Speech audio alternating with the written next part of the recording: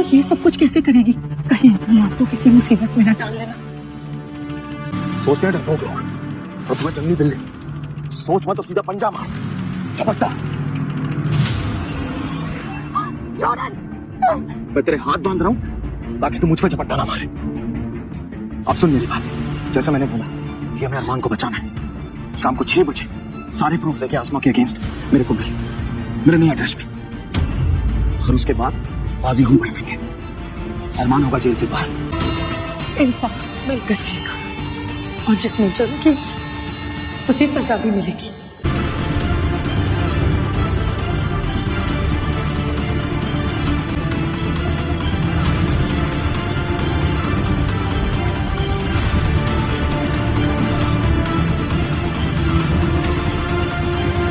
तो भाई हमने देखा दारिया के एपिसोड में किस तरीके से जो अरमान है वो सारा इल्जाम अपने ऊपर ले लेता है, और यहाँ पर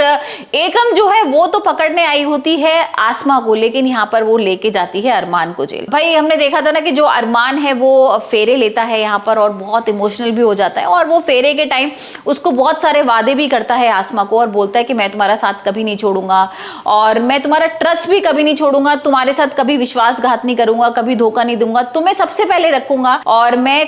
कभी भी ऐसा कुछ नहीं होने दूंगा जिसकी वजह से तुम परेशान रहो। और जिसके बाद ना हम देखते हैं कि भाई एकम की एंट्री होती है, और यहाँ पर हमें बताया कि आसमा ने फोन करके बुलाया था एकम को, और फिर एकम आता है, और जब आसमा को एकम लेके जाने वाला होता है तो अरमान बोलता है कि भाई उसने नहीं मैंने मारा है, जिसके बाद ना आलिया के भी होश उड़ जाते हैं, और जॉर्डन भी थोड़ा सा सरप्राइज्ड हो जाता है कि ये क्या है भाई, ऐसा क्या है कि मतलब इतनी इस तरह की बॉन्डिंग है इन लोगों की कि अरमान ने अपने ऊपर ही इल्जाम ले लिया। और फिर हम देख रहे हैं कि भाई जो एकम है ना वो कहता है कि नहीं देखो फोटोग्राफ तो आसमा का है, तो तुमने कैसे मारा है? आसमा ने मारा है ना कबीर को। यहाँ पर अरमान ने एक झूठी कहानी बताता है और बोलता है कि भाई मेरे को सब पता लग गया था कबीर के बारे में, और मैं उसके घर गया, उसको मैंने बहुत गुस्सा भी किया, फिर मुझे गुस्सा आ गया, मैंने उसको चाकू मार दिया, और वो जो चाकू भी होता है ना वो भी उसको एकम को उसके हवाले कर देता है एज अ सबूत, मतलब वो सबूत के तौर पर, जिसे देखकर ना आसमा को बहुत गुस्सा आता है। वो कहती है कि मुझे पता है कि तुमने नहीं खून किया है, तुमने कुछ नहीं किया है, तो तुम मुझे बचाने के लिए क्यों ये सब कर रहे हो? और अरमान कहता है नहीं मैंने वादा किया है ना, मैं तुम्हें कभी